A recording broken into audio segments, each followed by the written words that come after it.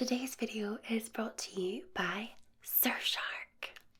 Surfshark is a VPN, which stands for a virtual private network, and it keeps you secure and private while you connect online. When you connect to the internet, it essentially blurs out everything that you do. So if anyone tried to snip on you, they wouldn't be able to see what you were doing or where you were doing it from. I use Surfshark every day, all the time, to connect to the internet, and have done so now for pretty much almost a year, and I use it across multiple devices. It's super handy that I can do that. So I have it on my laptop, my iPad, my iPhone, and even my Xbox. So let me show you a little bit more about what Surfshark can do for you. If you're an avid cafe-goer, traveller or wanderer, Surfshark will keep you safe even on unknown public networks. Get the best deals while shopping online. Don't let websites show you prices based on your location or device. Turn on your Surfshark VPN and get the best deals when shopping online or buying your next flight ticket. And with Surfshark, you still get amazing deals on websites like Amazon and AliExpress, even if they're blocked in your country or where you're travelling. Plus, get different content libraries around the globe. Pick a server, connect, and you'll be good to stream. I love using Surfshark to access different Netflix libraries. It gets me access to so much more content. And if you're travelling, connect back to your country and don't miss out on your home comforts anytime, anywhere. Surfshark also ensures you have a clean web, as it automatically blocks more than 1 million known malicious websites, phishing methods, and other threats. Surfshark also has a 30-day money-back guarantee. Anyone can try out what Surfshark has to offer, and if it's not the perfect fit, no worries, you've got time. So if you guys head to the link in my description and enter the promo code Scottish, you'll get 83% off plus 3 extra months free today. So head to that link in the description and get Surfshark now. So I'm going to help you. Okay, just close your eyes for me, darling. That's it. Close your eyes.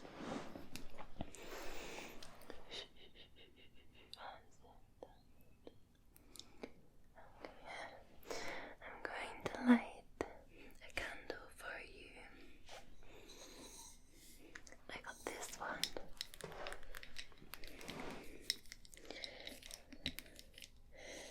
It's comforting. It's called Holiday Cheer.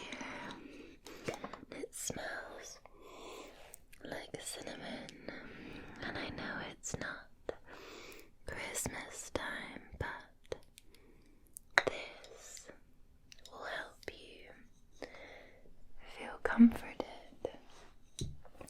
and it's quite crackly, so it'll add a nice bedtime ambience. Great.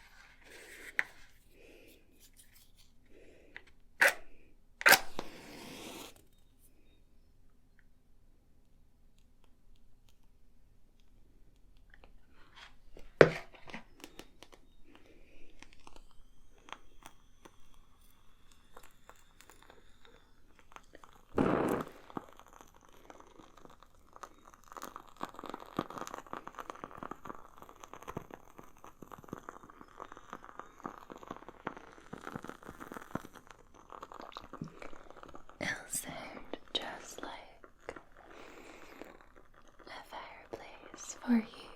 So I'll pop this over here.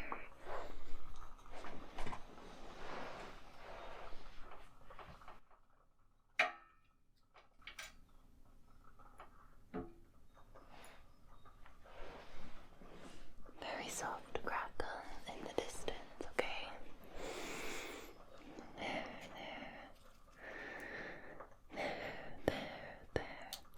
Shh. Relax.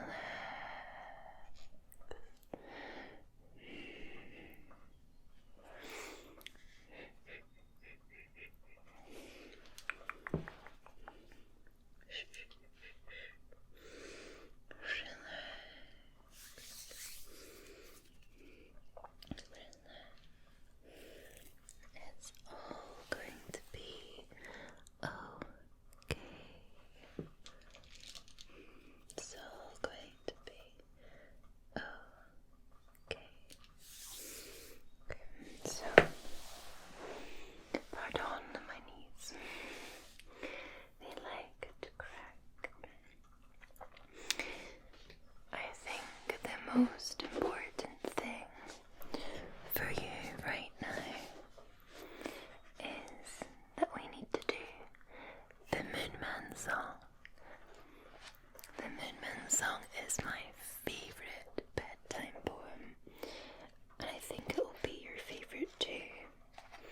We're going to do the Moonman song, and then we've got Winkin, Blinkin and Nod that you're going to love as well. So just settle on in, relax, okay?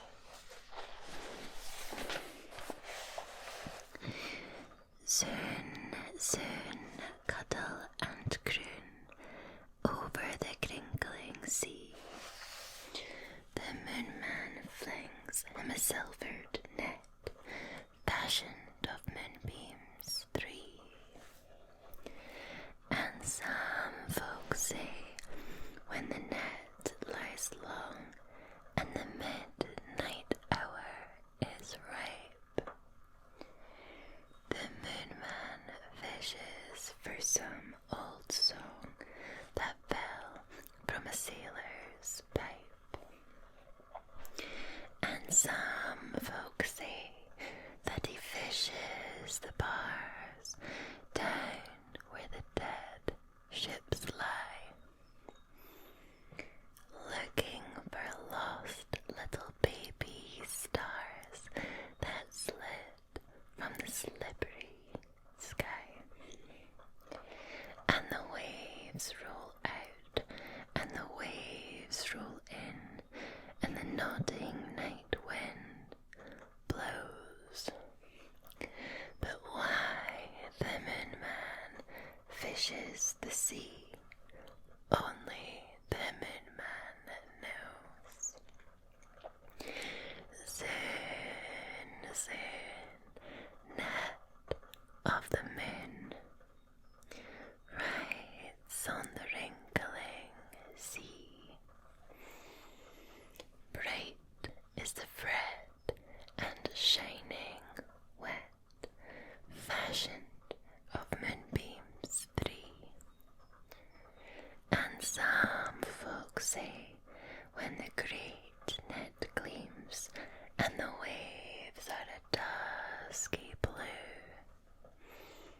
the Moonman fishes for 2 little dreams he lost when the world was new. And some folks say, in the late night hours, while the long thin shadows slide, the Moonman fishes for cold sea flowers under the tumbling tide. And the waves roll out, and the waves roll in, and the grey gulls dip and doze. But why the Moonman fishes the sea, only the Moonman knows. Soon, soon, cuddle and croon over the crinkling sea. The Moonman flings him a silvered net, fashioned of moonbeams 3. And some folks say, when the night the flecks down, when the last light flows, fishing for 2 round gold-rimmed specks that blew from his button-like nose. And some folks say, while the salt sea foams and the silver net lines so near, the Moonman fishes for carven combs that float from the mermaid's hair. And the waves roll out, and the waves roll in, and the nodding night wind blows. But why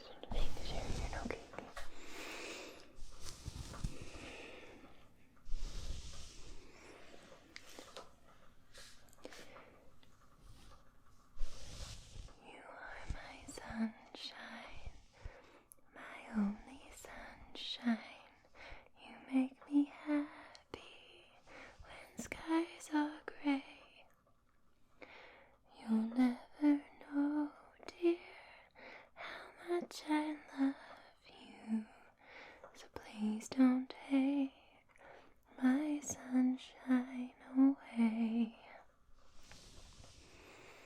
You are my sunshine, my only sunshine. You make me happy when skies are gray. You'll never know, dear, how much I love you. Please don't take my sunshine away. Shh. Sing me a song of the last that is gone. Say could that last be I? Marry a soul, she swam in a day over the sea to sky. Sing me a song of a lass that is gone. Say could that lass be I? Mary of soul, she sailed on a day over the sea to sky.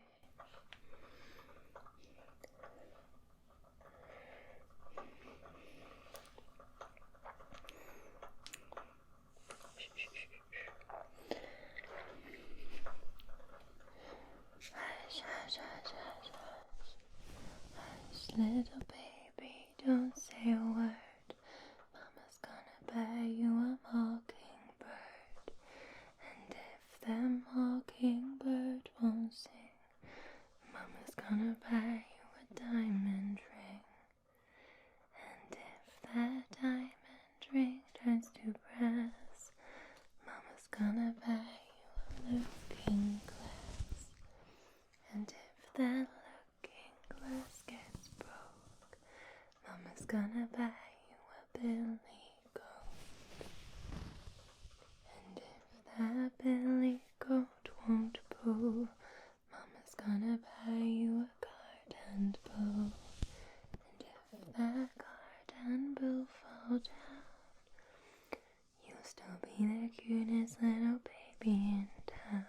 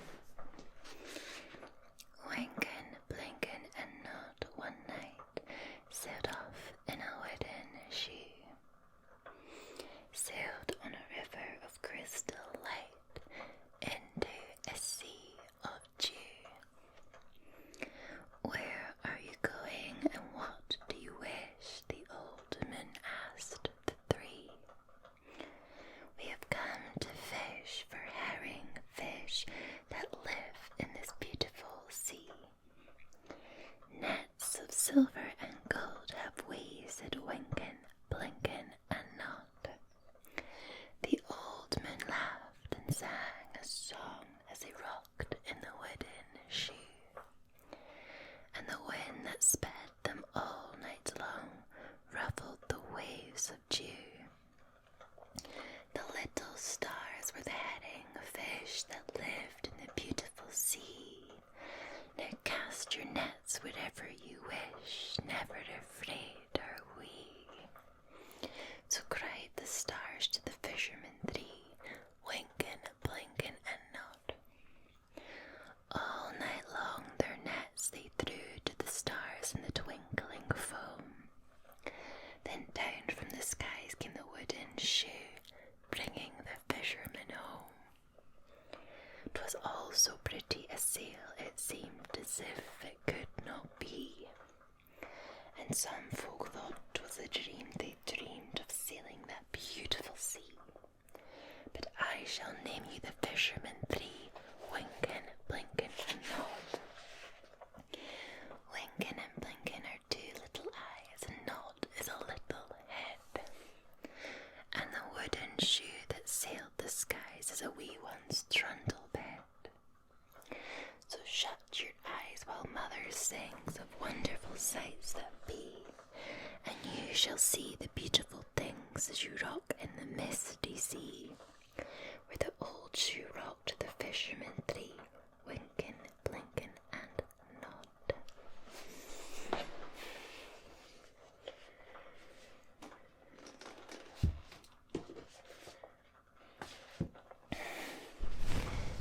So fabulous. Winkin, Blinkin, and Nod. Could you imagine having dreams like that at night, where you really felt you were in it and they were beautiful adventures? Could you imagine the fun that we could all get up to? Living a simplistic fairy tale style dream. We could all sail the skies together in a wooden shoe. How would that sound?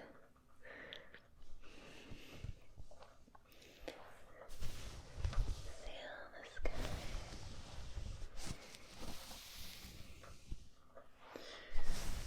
We could pretend to go this special fairy tale magical island. Take a ship off the north of Scotland and follow the North Star. Find our own little adventure.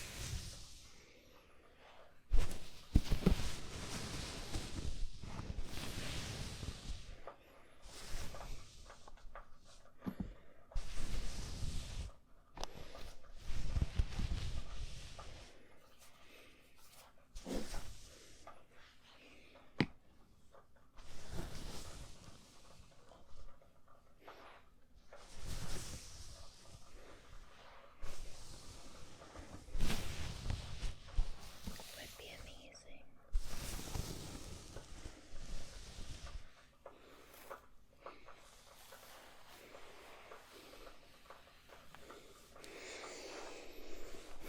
Would you like a couple of poems?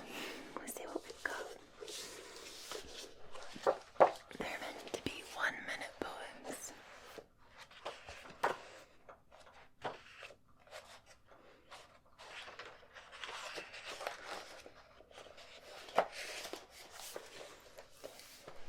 This one's called All at Once.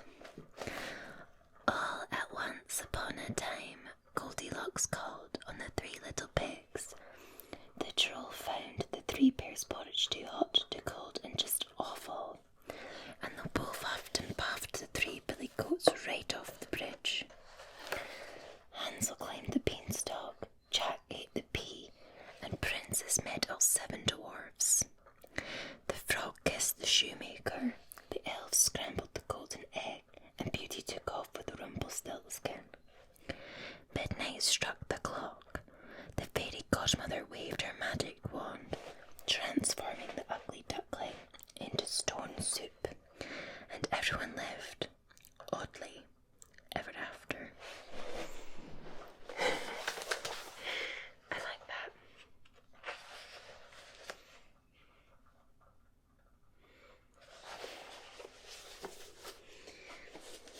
Which brings me to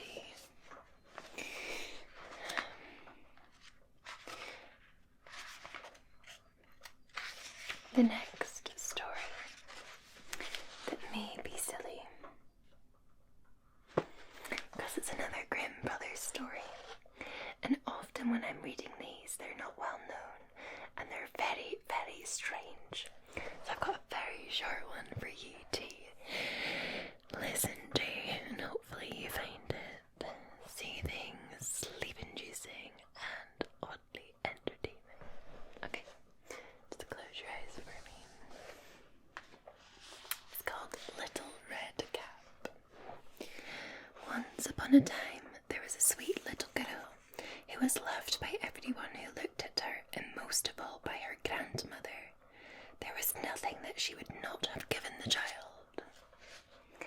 Once she gave her a little cap of red velvet, which suited her so well that she would not wear anything else. So she was always called Little Red Cap. One day her mother said to her, "Come, Little Red Cap, here is a piece of cake and a bottle of wine. Take them to your grandmother. She is ill and weak, and they will do her good. Set out before it gets hot. Walk nicely and quietly. Do not run off the path, or you may fall and break the bottle. Then your grandmother will get nothing. When you go into her room, don't forget to say good morning, and don't stop to peep into every corner before you do it." "I'll take great care," said Little Red Cap to her mother, and gave her hand in it. The grandmother lived in the wood, half an hour's distance from the village, and just as Little Red Cap entered the wood, a wolf met her. Red Cap did not know what a wicked creature he was, and was not at all afraid of him. "Good day, Little Red Cap," said he. "Thank you kindly, wolf. Whither away so early, Little Red Cap?" "To my grandmother's." "What have you got in your apron?" "Cake and wine. Yesterday was baking day, so poor sick grandmother is to have something good to make her stronger." "Where does your grandmother live, Little Red Cap?" "A good quarter of an hour farther on in the wood. Her house stands under the 3 large oak trees. The nut trees are just below. You surely must know it," replied Little Red Cap. The wolf thought to himself, "What a tender young creature, what a nice plump mouthful. She'll be better to eat than the old woman. I must act craftily so as to catch both." He walked for a short time by the side of Little Red Cap, and then he said, "See, Little Red Cap, how pretty the flowers are about here. Why do you not look around? I believe too that you do not hear how sweetly the little birds are singing. You walk gravely along as if you were going to school, while everything else in the wood is merry." Little Red Cap raised her eyes, and when she saw the sunbeams dancing here and there through the trees, and pretty flowers growing everywhere, she thought, "Suppose I take grandmother a fresh nosegay. That would please her too. It is so early in the day that I shall still get there in good time." And so she ran from the path into the wood to look for flowers, and whenever she picked one, she fancied that she saw a still prettier one farther on, and ran after it, and thus got deeper and deeper into the wood. Meanwhile the wolf ran straight to the grandmother's house and knocked at the door. "Who's there?" "Little Red Cap," replied the wolf. "She's bringing cake and wine. Open the door." I see where this is going. "Lift the latch," called out the grandmother. "I am too weak and cannot get up." The wolf lifted the latch. The door flew open, and without saying a word he went straight to grandmother's bed and devoured her.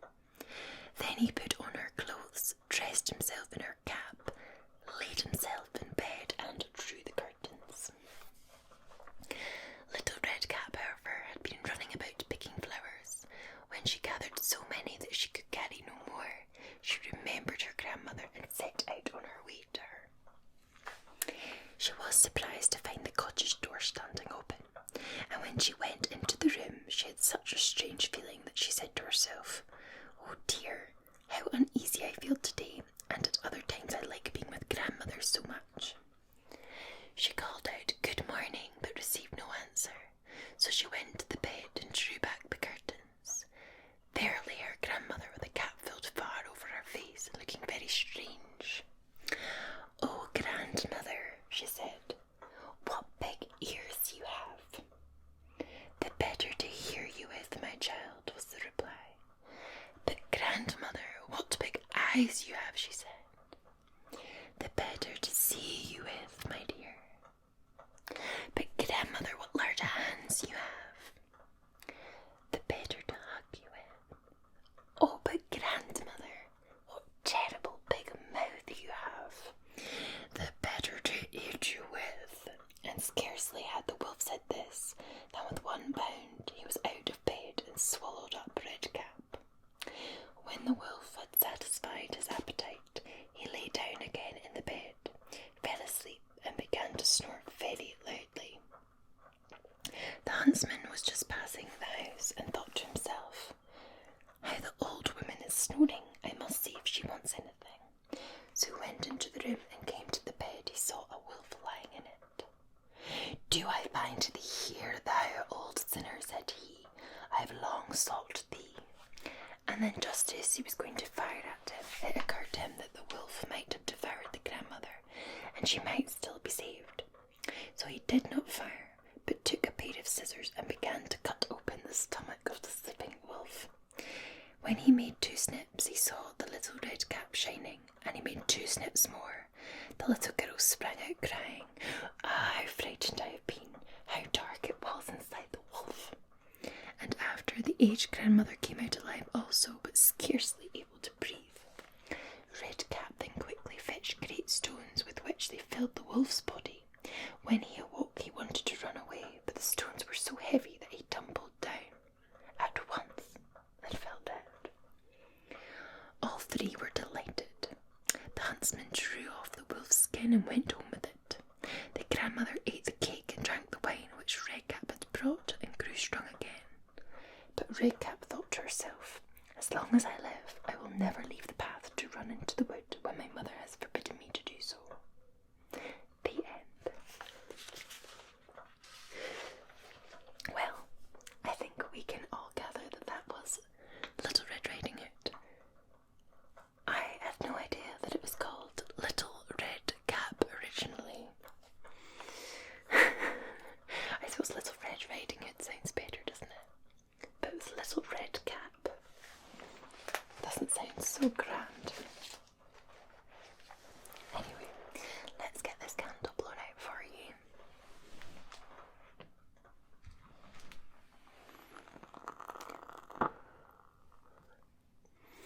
Oh, the place just smells of really nice cinnamon.